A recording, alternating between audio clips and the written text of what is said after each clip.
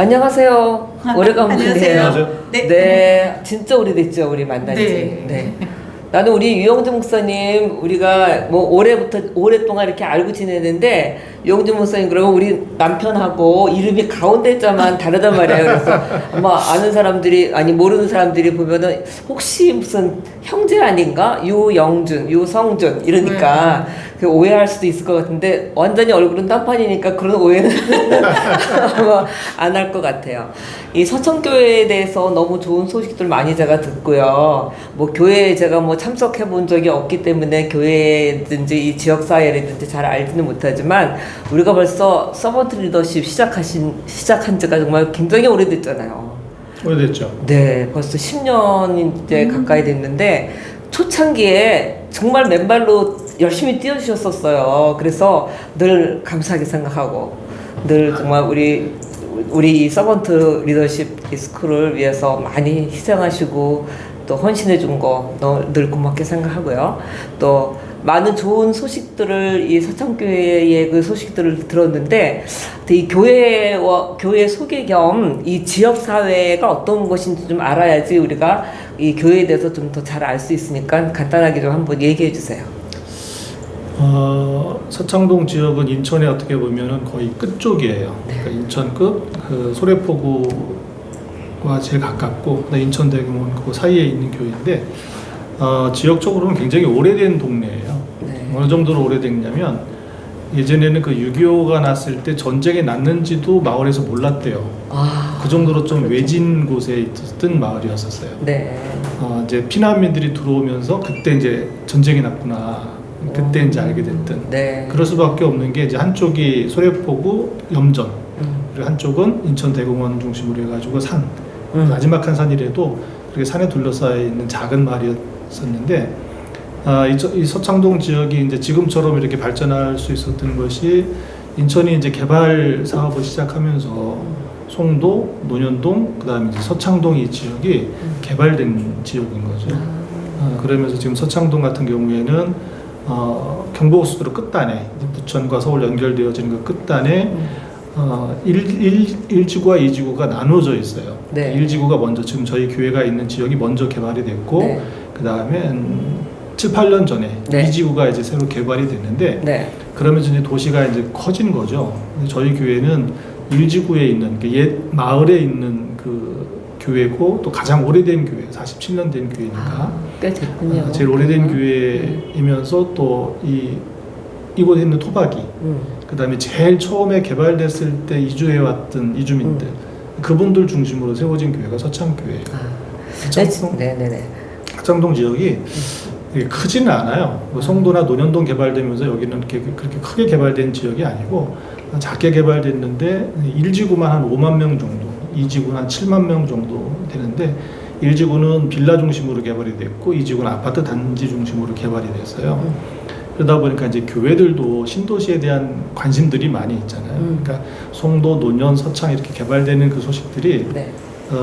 저희 1지구 같은 경우에는 종교 부지가 없어요. 그러니까 빌라 지을 수 있는 땅에도 교회를 지을 수 있는 그런 지역이거든요. 2지구는 아파트 단지로 개발돼가지고 종교 부지가 2개밖에 없거든요. 그래서 2지구는 이 건축된 교회보다는 상가교회 비중이 훨씬 더 크고, 저희 1지구 같은 경우에는 상가교회는 뭐 거의 2-3개 정도밖에 없고, 거의 대부분 교회가 저희 규모 정도 되는 교회들이 15개가 건축이 되어 있어요. 인구 5만 정도 사는 지역에. 네. 어떻게 보면은 한국에 있는 모든 개신교 교단, 그리고 일부 이단들이 들어와서 지금 자리 잡고 있는 지역이 서창동 지역이에요. 네.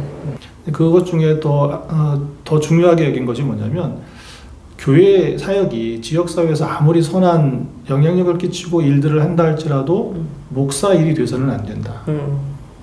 목사 일이 되면 목사가 주도해가지고 그 일들을 하면 얼마든지 어떤 그런 영향력도 끼칠 수 있고 어떤 결과물도 만들어낼 수 있는데, 나중에 보니까 준비되지 않은 성도들은 결국은 목사 일이 되고 성도들과는 전혀 다른 일이 되어버리더라고요. 그래서 그것보다는 성도들이 좀 훈련돼서 스스로가 자발적으로 지역사회 속에서 그렇게 자기 삶의 영역에서 선교적인 삶을 살아가는 것이 굉장히 중요하다고 생각을 해서, 9년 동안 해왔던 일들이 그렇게 점진적으로 계속해서 성장시켜 나갔던, 확장시켜 나갔던 일들이 목회 여정이 아닌가 싶어요. 네.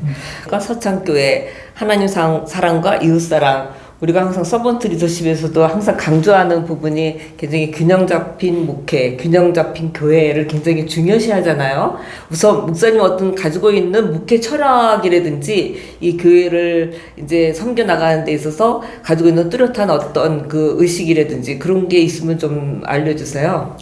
안에서는 우리가 정말 뜨겁게 배우고 훈련해서 믿음의 중심이 있어서 그래서 이제 집사람, 이제 아까도 말씀하신 집사람 사역이 같이 동역하게 된 이유가 교인들한테 성경 공부보다는 양육을 시키길 원했어요. 네.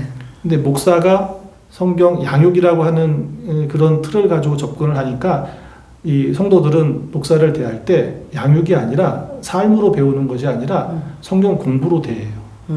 그러다 보니까 이것도 아니구나라는 한계에 부닥쳐서 그래서 이제 집사람한테 그럼 1대1 제자 양육을 당신이 한번 받아서 해보면 어떻겠냐. 이게 이제 목사와 사모의 어떤 그런 그 갭 차이가 네. 성도들이 대할 때는 이 목회자하고 또 사모를 대할 때는 목회자이지만 또 평신도에 더 가까운 쪽에 그렇죠. 대하더라고요. 그래서 그렇게 시작해서 이제 양육이 시작이 된 거예요. 그렇게 하다 보니까 이제 그 영역들이 이제 확장이 되어졌는데 그런 과정에서 그래서 이제 양육, 그 말씀으로 살아가는 삶. 그래서 이제 묵상을 이야기할 때도 묵상의 제일 시작되는 그 시작을 저는 그렇게 가르쳐요. 성경을 대할 때 당신이 생각을 가지고 당신의 이해를 가지고 성경을 자꾸 읽고 그 다음에 그 성경을 이렇게 생각하고 저렇게 생각하려고 하지 말아라. 내가 주체된 성경을 읽지 말아라. 그거는 자꾸 내가 생각하는, 내가 이해하는 방향으로 성경을 이끌어가는 거지. 그래서 성경을 계속해서 반복해서 읽어라. 계속해서 오늘 나에게 주어진 그 본문의 말씀을 계속 여러 번 반복해서 읽으면서 그 말씀이 내 생각을 이끌어갈 때까지 내 생각이 거기에 이제 막 끌려서 움직여갈 때까지 읽어라. 그게 말씀이 나를 인도해 갈 수 있는 묵상의 첫 번째 일이 될 수 있는 거다. 묵상이라고 하는 것이 그냥 가만히 앉아서 생각하는 것, 내 생각이 막 이리 뛰고 저리 뛰는 게 아니라 말씀이 내 생각을 움직여 갈 때까지 그것이 됐을 때 내가 이제 그런 삶을 살아낼 수 있지 않겠냐. 그래서 묵상의 시작을 거기서부터, 양육을 거기서부터 할 수 있는 일이다라고 하는 것을 많이 강조하고, 그렇게 해서 저희는 그 성경 통독을 하반기에 해요. 8월 말부터 12월 25일 성탄까지 119일 동안 성경 일독하게 하는데 이거를 3년 주기로 해요. 네. 첫 번째 주기는 통독, 개인 통독. 2년 차는 소그룹 통독.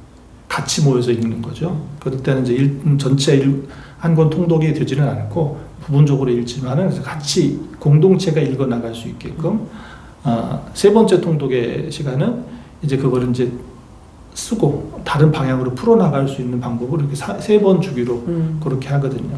이제 올해가 이제 그 소그룹 통독이 하게 되는데, 그래서 이제 말씀의 삶이 내 실천적인 삶으로 이어질 수 있게끔.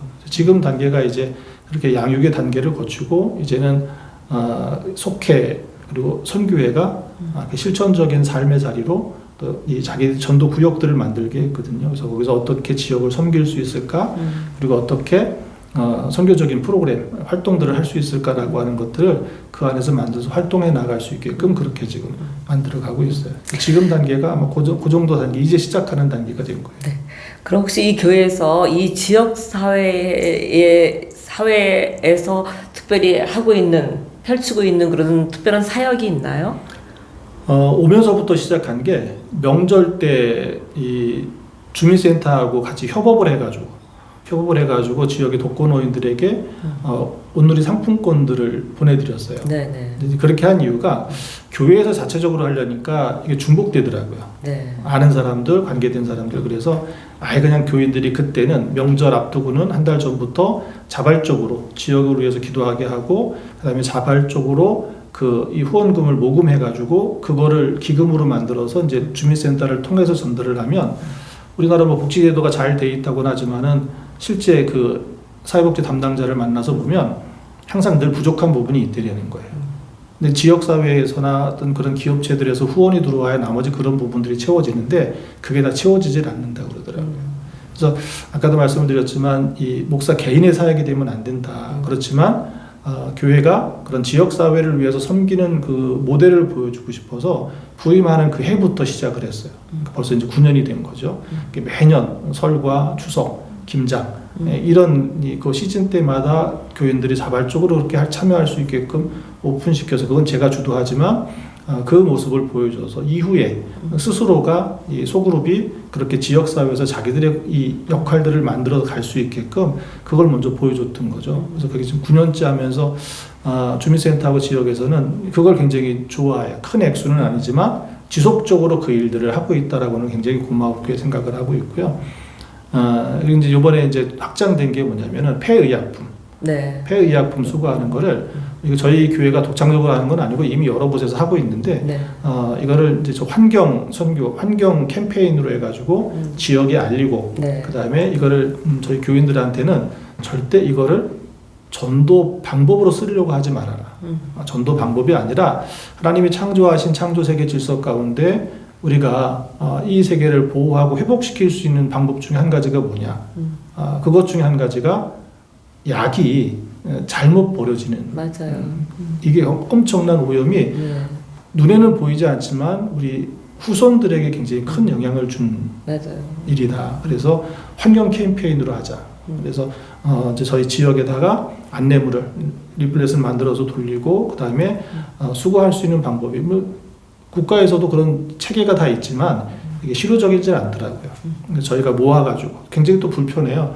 아직 재활용 버리는 것처럼 뭐 캔 따로, 뭐 플라스틱 따로, 뭐 비닐 따로 이렇게 모아 그런 것처럼 뭐 알약 따로, 물약 따로 이런 식으로 이게 해가지고 배출하게끔 돼 있어서 개인이 갖고 있는 건 소량이잖아요. 네. 그래서 그냥 가지고 와라. 개인 정보만 제외하고 우리 교회로 갖다 놓으면 우리가 분류해가지고 보건소에다가 폐기를 시키겠다.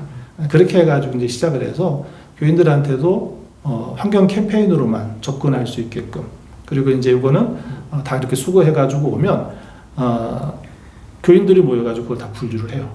마스크 쓰고 비닐장갑 끼고 그 다음에 이제 그 분류 방법대로 분류를 해가지고 모아가지고 저희가 한 3개월, 4개월마다 한 번씩 정리를 하는데 작년 한 해만 거의 알량만 10kg 이상을 모았어요. 굉장하네요, 그것도요. 이 포장재까지 하면은 라면 박스로 막 서너 박스가 되더라고요. 그러니까 네. 다 정리하고 나면 라면 박스 하나 반 정도가 되고 굉장히 큰 양이죠. 이렇게 해서 그건 지속적으로 지금 해오고 있는 일이고 그렇게 하는 이유가 저희 교회가 이제 오래된 교회라고 그랬잖아요. 오래되다 보니까 이 원주민, 그다음에 초기 정착자 네. 이러다 보니까 관계의 폭이 좁아요. 그리고 이제 일지구 같은 경우에는 뭐 이주하는 사람보다는 정주에서 사는 사람들이 많기 때문에 그 관계들이 굉장히 그 제한되어 있잖아요. 근데 선교 전도를 하려고 하면 결국은 새로운 사람들을 만나야 되는데 저희는 새로운 사람을 만날 수 있는 어떻게 보면 한계가 너무 명확한 교회죠. 그래서 그걸 통해 가지고 그 사람들을 만날 수 있는 접촉점이 되면 좋겠다. 그래서 이제 그분들이 지금은 뭘 만들었냐면 그러면 이걸 어떻게 수거할 수 있겠네 해서 개인 명함을 만들어 드렸어요. 폐의약품 수거 도우미.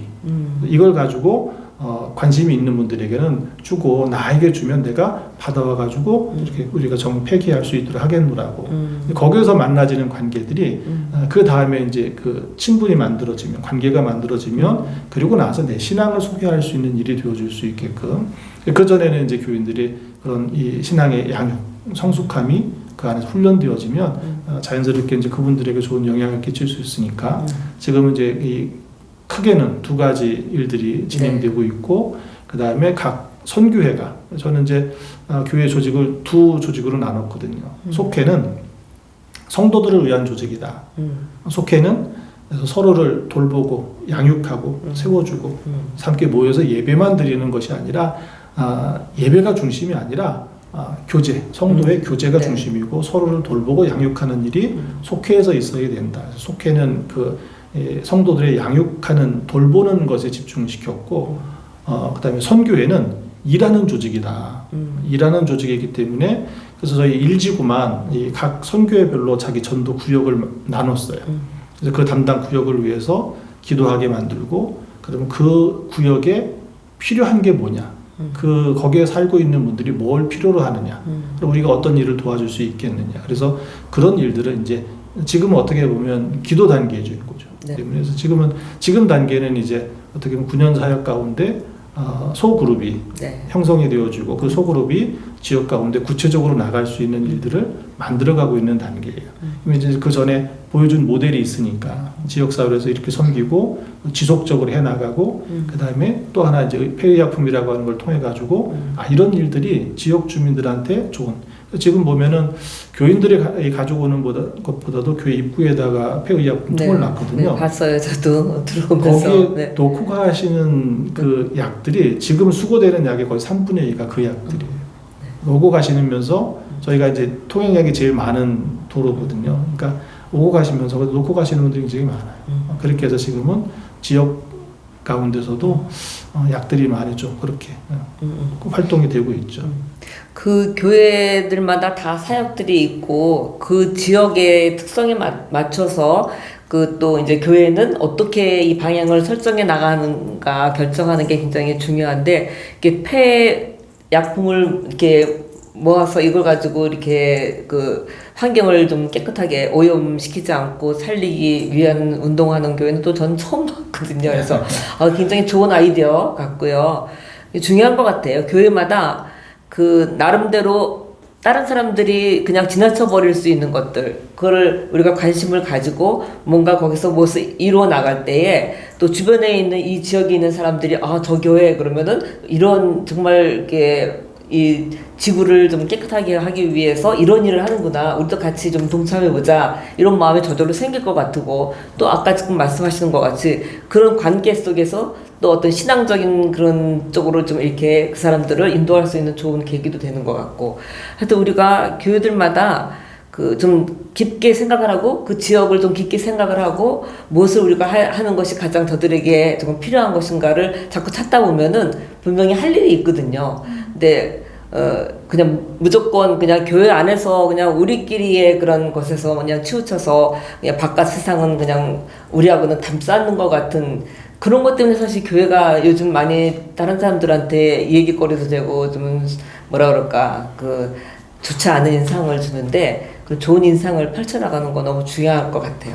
근데 이제 사모님하고 좀 얘기를 하고 싶은데 아까 제가 보니까 연필심 연구소라는 그 타이틀을 가지고 사역을 하시는 거로 제가 들었거든요. 그 연필심, 왜 연필심일까? 내가 나름 의미가 있는 그 말이래요. 그래서 그것 좀 듣고 사모님 사역도 조금 소개해 주시면은 우리가 같이 나눌 수 있는 좋은 계기가 될 것 같아요.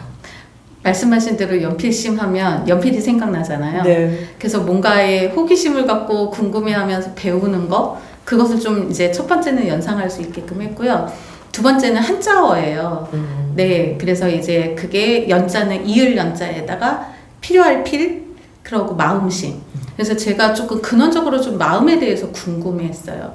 마음이라는 것은 하나님께서 인간에게 주신 고유한 선물이라고 저는 생각하거든요.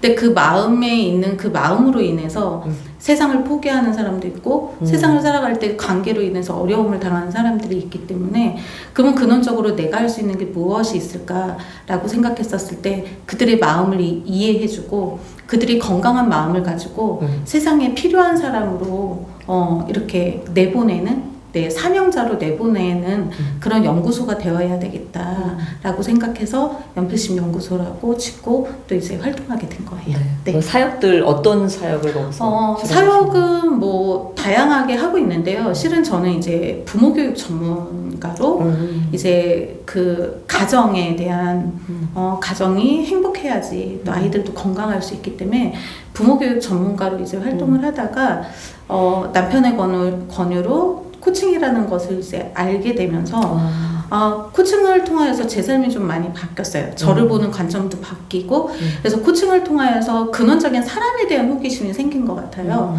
그래서 사람을 만나는 일들 하다 보니까 그러면 또 그 사람의 마음에는 근원적인 문제가 뭐지? 하다가 나중에는 이제 상담 심리를 공부하면서 지금은 이제 저는 좀 특별군에 있는 아이들을 좀 많이 만나고 그런 우울증 또 자살 시도하는 사람들을 만나서 상담하고 코칭, 생명 존중 코칭을 하다가 지금은 이제는 교회 안으로 들어가야 되겠다.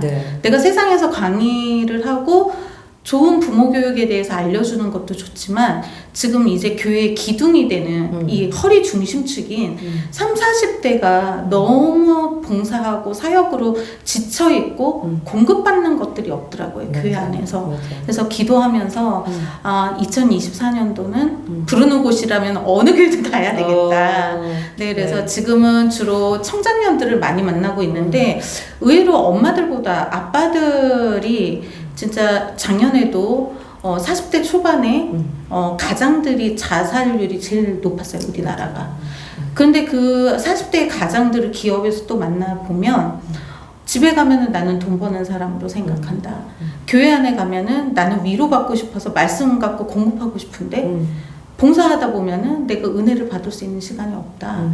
예, 그래서 이제 아빠 학교를 통해서 이제 가장으로서 어떻게 하나님을 믿어야 하고 또 자녀들과 소통을 해야 되고 또 아내와 어떤 관계를 맺어야 되는지 그런 이야기들을 나누고 또 이제 속장들 네, 속장님들도 교회에서 진짜 많이 소진되셨더라고요. 그래서 근원에 하나님께서 창조하신 그 존재가치만 찾아도 그 존재가치를 통하여서 세상에서 나의 강점을 발견하고 전도할 때 훨씬 효과가 있더라고요. 그래서 이제 속장님들을 만나면서 그런 교회에 찾아다니면서 또 교회 사역을 하고 있습니다. 우리 이 시대의 교회들의 모습을 우리가 굉장히 민감하게 다들 바라보고 있고 느끼고 있잖아요. 근데 한국 교회라고 하는 거 볼 때 요즘 너무나 제 생각엔 그래요. 모든 사람들이 한국교회 잘못됐다, 한국교회 희망 없다, 한국교회 이제 뭐 끝장났다 막 이런 식으로 생각하고 얘기하는 사람들이 많은데 그러면은 그래서 어떻게 하겠다는 거야. 해결책이 뭐 마련하지 아니하고 그냥 무조건 잘못됐다고만 하면 그거는 분명히 큰 문제거든요. 근데 그 우리 두 분이 바라볼 때에 이 한국교회가 나아갈 방향이라든지 좀 어떻게 좀 새롭게 좀 바뀌어야 될 어떤 부분들을 좀 생각해 보신 적은 있으세요? 공동체인 것 같아요. 지금 30, 40대 청장년들이 겪고 있는 문제 중에 또 한 가지가 뭐냐면 그 세대는 사회화 과정, 그러니까 가정 안에서 부모와 형제들과 또 주변에 있는 이웃들, 아이들과의 어떤 그런 삶을 살지 못한 세대예요. 오로지 그냥 학교, 학원, 어떤 교육제도도 우리나라 공교육제도 굉장히 잘 만들어진 제도임에도 불구하고 이 성공지향, 입시, 뭐 인류대학이라고 하는 것들 때문에 사실은 그게 온전히 시스템이 구동되지 않거든요. 결국은 사교육으로 들어가 버렸는데 그러다 보니까 이 친구들은 내가 부모가 됐을 때 부부의 관계를 또 자녀들과의 관계를 어떻게 해야 될지 보고 배우지 못한 세대예요. 공동체, 사회성이 없는 거죠. 오로지 학원에서 그냥 그리고 어떤 그런 이 비주류의 정보를 가지고 저희도 어렸을 때 그런 얘기 많이 들었잖아요.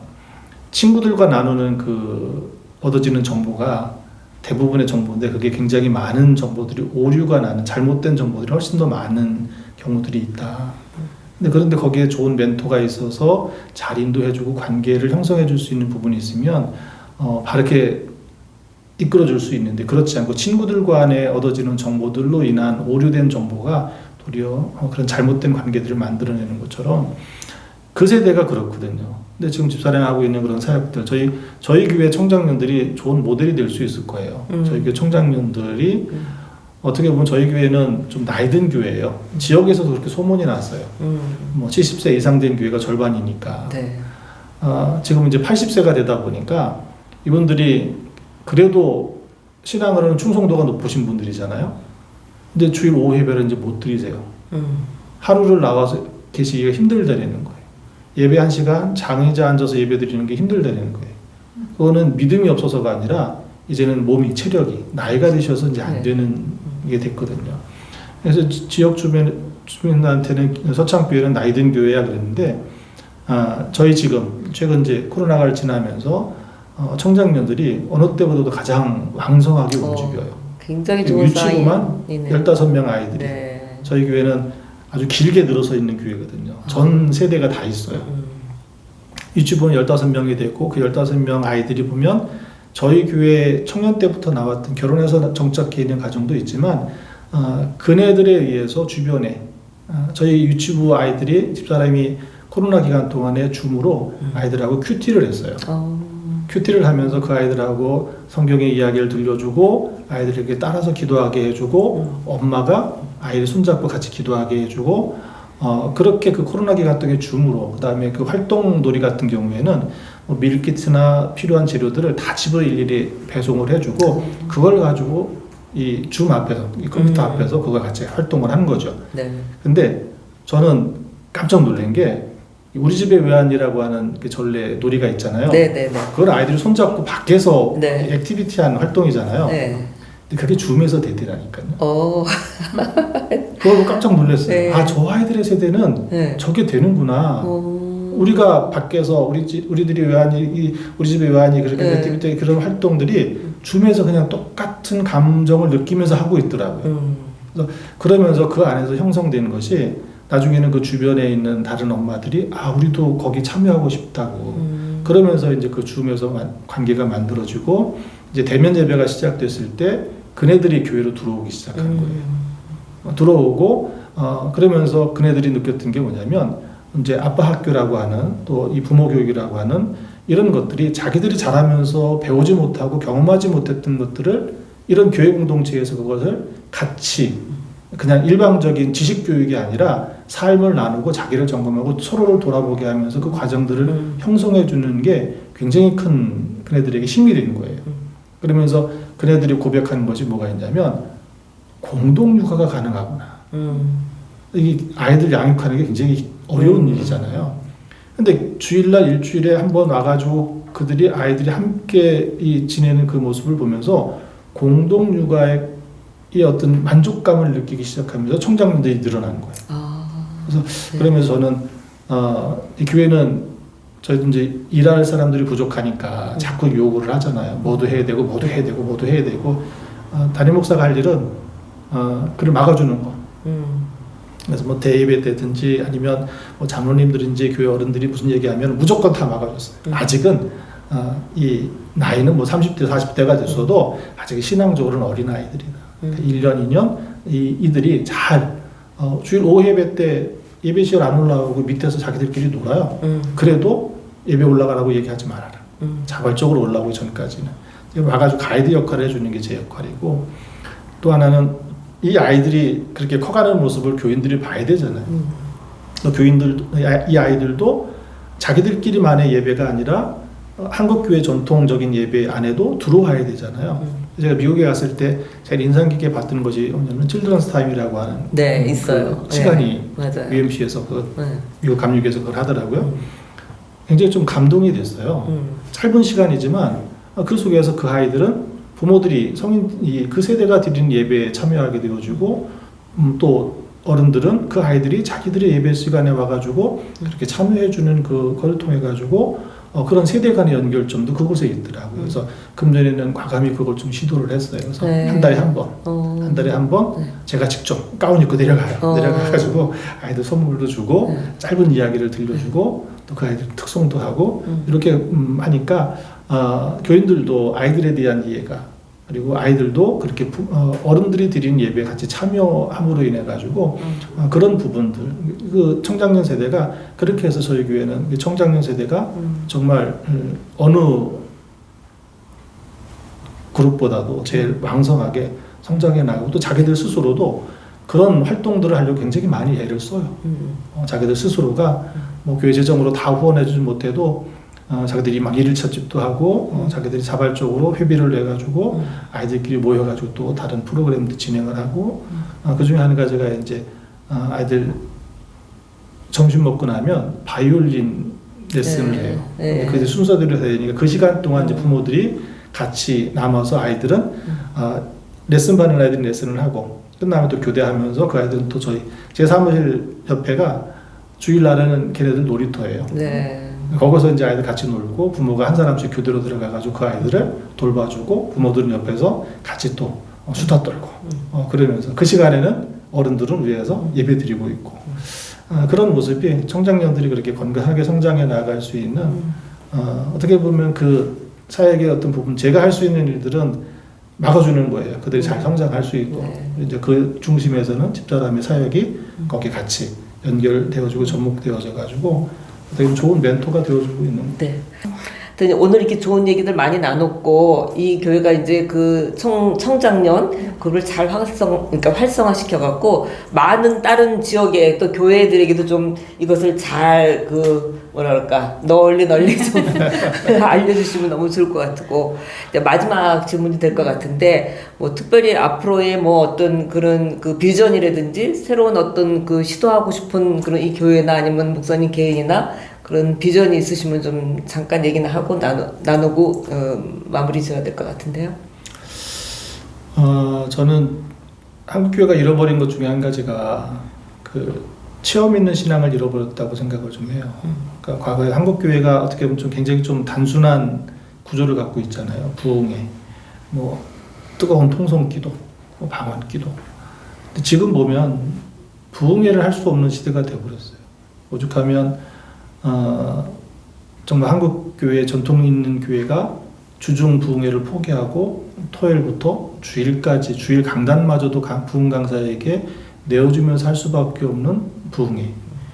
또 어느 교회는 뭐 낮에는 거의 모이지 못하고 새벽과 저녁만 하는데 지금은 문화 공연처럼 복합적인 모임을 갖고 있는 부흥회. 결국은 부흥회를 통해 가지고 어떤 영적 체험 있는 신앙을 갖지 못하는 지적인 신앙과 과거부터 내려왔던 습관적인 신앙을 가지고는 바른 신앙의 삶을 살아낼 수가 없거든요. 교회 안에서의 어떤 일들은 해나갈 수 있지만 교회 밖에서는 그런 삶을 살 수가 없거든요. 체험 있는 신앙이 정말 필요한 일인데 지금 저는 교인들한테 요즘 강조하고 있는 게 뭐냐면 생활 금식을 해라. 예전처럼 정말 기도에 어떤 간절함이 있을 때 금식 기도했지 않느냐.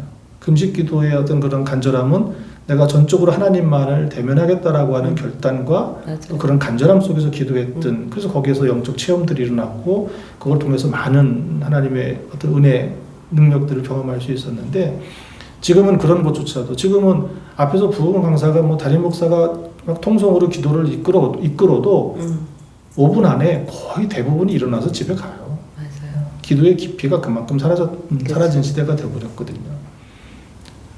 그래서 우리 신앙의 삶을 살아낼 수 있는 것은 결국 이런 영적 체험을 다시 회복하는 요한에스겔 목사님도 그 신앙의 대전환점이 됐던 것이 그 성령의 체험이잖아요.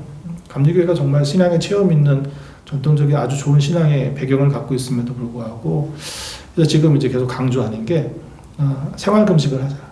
생활 금식이라고 하는 건 아까도 햄도폰 말씀을 하셨지만 내 모든 생활을 다 내려놓고 전적으로 하나님께만 집중할 수 있는 시간. 그 형태는 좀 다양할 수 있겠죠. 카톨릭에서 이야기하는 피정처럼 노동의 수양이 될 수도 있고, 아니면 전적으로 침묵 속에 하나님만을 대면하는 시간이 될 수도 있고, 예전처럼 막 부흥회, 금식기도, 이런 것이 아니라 다양한 영성 속에서 하나님만을 대면할 수 있는. 그래서 저희 교회는 트레스디아스 운동을 저도 참여를 하고 있는데, 그래서 1년에 있을 때마다 계속 강조를 좀 해줘요. 당신들이 가가지고 지적인 이해와 또 훈련도 할 수 있지만 거기에는 영적 체험할 수 있는 한국교회가 잃어버렸던 영적을 체험할 수 있는 좋은 프로그램이 되어주고 체험뿐만이 아니라 그 속에서 관계를 통한 어떻게 보면 사랑의 관계를 통한 더 큰 영적 체험을 그래서 그것을 가지고 내가 돌아와 일상의 삶을 살아낼 때 그런 신앙의 삶을 살아낼 수 있는 힘이 하나님을 정말 대면할 때 일어나는 일이 아니겠느냐. 그래서 지금은 금식이 아니라 생활 금식을 해야 된다는 걸 좀 많이 이야기를 하고 있어요. 그래서 한국교회가 회복되어야 될 게 뭘 하느냐도 중요하지만 요한에스겔 목사님 말씀하셨던 순수한 의도, 내 안에서부터 하나님을 사랑하는 그것부터 되지 않으면 뭘 해도 어떤 걸 붙여도 이거는 어려운 일이 되지 않을까. 그래서 그 두 가지가 온전하게 다 이루어질 수 있는 거는 먼저는 지금은 영적 체험을 다시 회복할 수 있는 생활 금식을 해낼 수 있는 정말 내가 며칠이라도 단 하루라도 하나님과만 전적으로 대면할 수 있는 모든 것을 다 끊어내고 그렇게 할 수 있는 그런 시간이 필요하지 않을까. 그걸 얘기해주고 싶어요. 맞아요. 무엇보다 중요한 게 항상 강조해도 강조할 수밖에 없는 게 본질로 돌아가는 거. 그게 가장 중요한 것 같아요. 우리가 본질로 돌아간다고 생각하면은 초대교회의 그 본을 받지 않을 수가 없거든요. 초대교회라 그러면 목사님도 잘 아시겠지만 다른 거 없거든요. 기도 운동과 말씀 가운데 바로 쓰고 기도로 무장하는 거 그게 가장 중요한데 너무 기도가 진짜 아까 얘기하신 대로 5분 기도하기도 힘들어하는 시대가 됐어요. 네, 옛날에 우리 저 어렸을 때만 해도 뭐 정말 뭐 부흥회다 하면은 그냥 밤을 새면서 기도하고 그런 적도 있었거든요. 그 열정 어떻게 다 사라져 버렸는지 이제는 기도가 한 20-30분만 앉아서 기도해도 막 좀이 쑤셔서 막 일어나야 되고 또 옛날에는 뭐 교회도 정말 뭐 권사님들 밤을 새면서 철회하시는 분들 많았지만 이제 그런 거 찾아볼 수도 없는 시대가 됐어요. 뭐 시대가 변하다 보니까는 이런 게 다 자연적으로 또 할 수 있겠지만 저는 이제 좀 이렇게 교회들한테 권하고 싶은 거는 권한다는 뭐 제가 권할 수 있는 그런 건 아니지만 좋은 그 제시하고 싶은 거는 가정 예배 회복이 좀 필요할 것 같아요. 가정에서 가정 예배를 회복하면은 굉장히 많은 회복이 일어날 것 같아요. 물론 교회에서도 물론 회복이 필요하겠지만 어쨌든 가정이 하나의 교회잖아요, 사실은. 그래서 가정 그 예배를 저는 우리 자녀들한테 굉장히 강조해서 미국에 있는 애들인데도 가정 예배 봐요. 저녁마다 그냥 뭐 말씀 한두 장이나 읽고 기도하는 거. 그냥 뭐 꼭 뭐 시간 많이 허비하지 않더라도 그냥 요새 이제 우리 딸을 낳아서 잠깐 갔다 왔는데 뭐 하다가 뭐 아기 낳고 뭐 힘들어서 해서 못한다 그래서 그냥 말씀 한 절만 읽어도 돼. 한 절 읽고 잠깐 같이 기도하고 그렇게 했지만 그거를 한다는 것이 중요하니까 한번 해봐.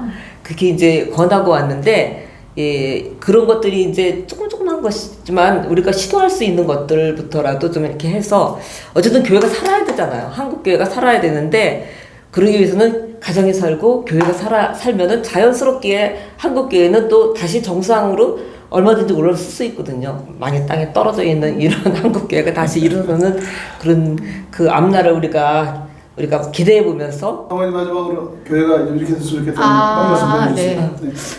저는 세상의 예전에 문화 개방하면 문화가 교회가 먼저 앞서갔잖아요. 네. 근데 요즘은 교회가 세상을 못 이겨가잖아요. 근데 결국은 교회 안에서의 문화가 잘 이루어지면 아이들 양육은 거저되는 거. 네. 그래서 교회 안에서 저는 가장 전도할 수 있는 좋은 방법은 아이들을 양육을 잘하는 거. 네, 아이들에게 기도를 가르치면 이 아이들은 집에 가서 엄마들을 기도를 가르쳐요. 그리고 잠잘 때 기도해야 된다고 알려주면 엄마를 괴롭혀서라도 해요.